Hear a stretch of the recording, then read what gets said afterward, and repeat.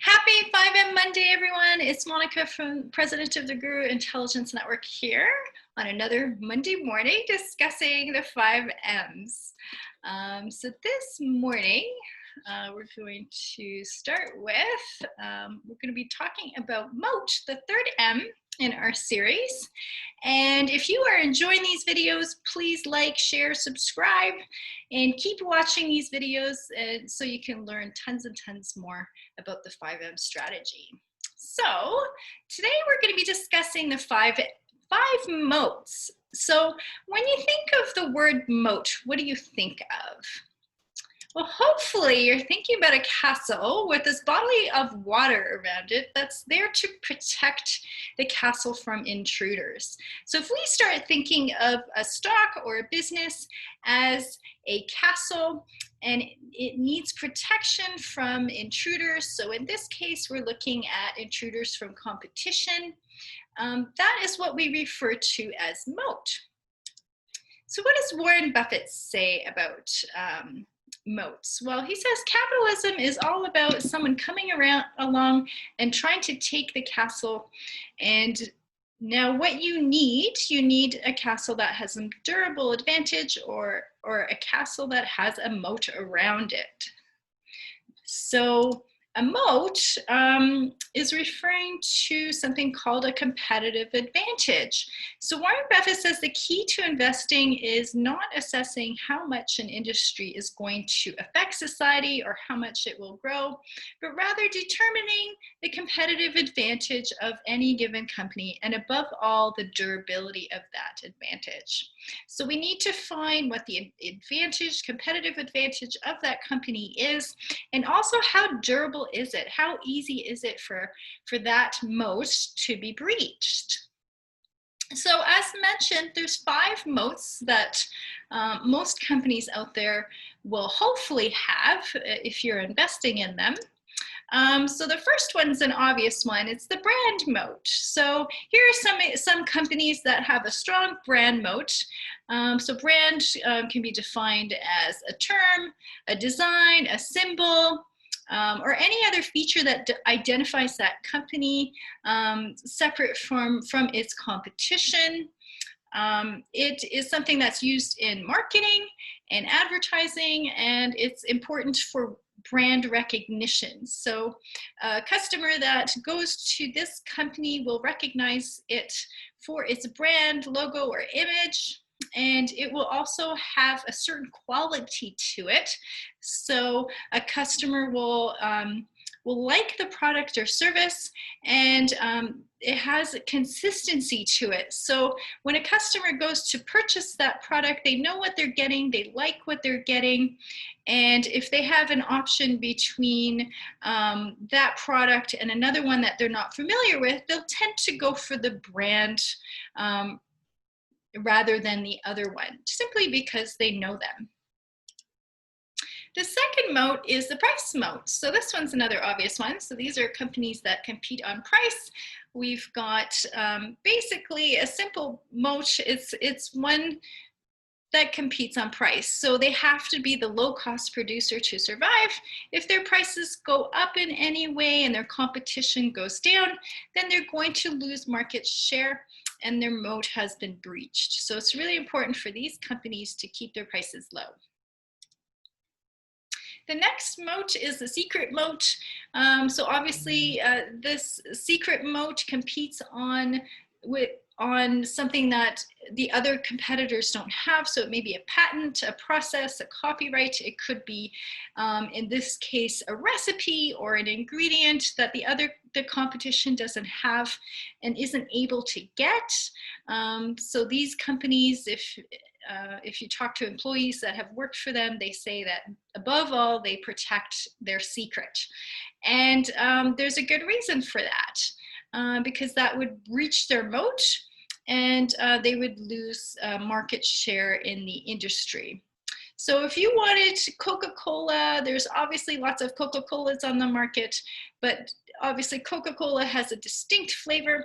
And if you want that flavor, the only place you can go is Coca-Cola to get it. So that's the type of secret moat we're looking at. Now, Pfizer obviously is a drug company and has a lot of patents on its drugs.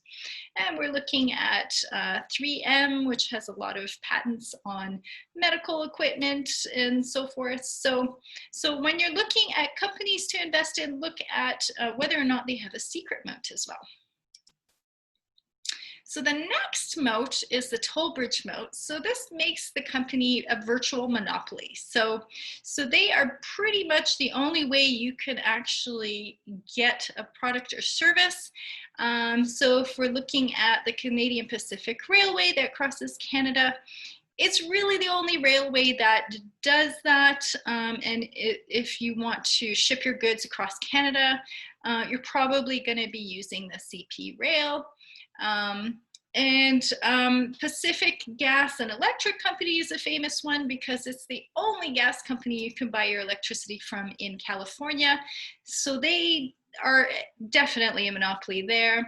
And diamonds are an interesting one. So diamonds are known for their high value. Now, are they really high value? Well, they are, because De Beers owns all of the diamonds in the world. So they are able to ration how many diamonds are put out in the market. So if you want to buy a diamond, you're going to end up buying it from De Beers. And then TransCanada, of course, is the only real pipeline that crosses Canada and the only way to transport your oil and gas goods other than the railway. So we've got very little competition in that regard as well. So the next moat and the last one is the switching moat. So this one's an interesting one because it is based on the fact that once you're their customer, you're kind of locked in for life. You can move certainly to the competition, but it's not so easy to do so. And because it's difficult, we tend not to do that as consumers. We tend to just stick with what we know and like or are used to, even if we don't maybe like something about them. The pain of switching is too much, and so usually we don't switch. So good examples of that are Apple, Microsoft, Paychex. So if you're a company who uses Paychex for your payroll, there's a good chance you're not going to switch from that. The social medias, obviously Facebook and Instagram. They don't have much competition when it comes to that. Trying to switch to another platform with similar features is really difficult to find. They don't exist. And once you're on there, you've already got your network of people and your way of doing things. So chances are you're not going to switch. So, there's an interesting quote here by Warren Buffett. He says, no formula in finance tells you that the moat is 28 feet wide and 16 feet deep. That's what drives the academics crazy. So he's referring to Wall Street here. And so when our wonderful Wall Street financiers that manage your money go to school, this is something that they kind of drop the ball on. They don't learn it much because there really isn't a way to calculate a moat. So they compute standard deviations and betas, but they can't seem to really grasp the concept of a moat. So grasping that concept is actually really simple. There are some numbers you can use to figure out whether the durability of the moat is good. But having to understand a moat itself is something that you just intrinsically understand. Now, when you're looking at a moat company, you're going to see some characteristics with companies that have large moats. They're usually mature businesses and are well established. They don't usually change very much because they don't have to. They've got a larger moat.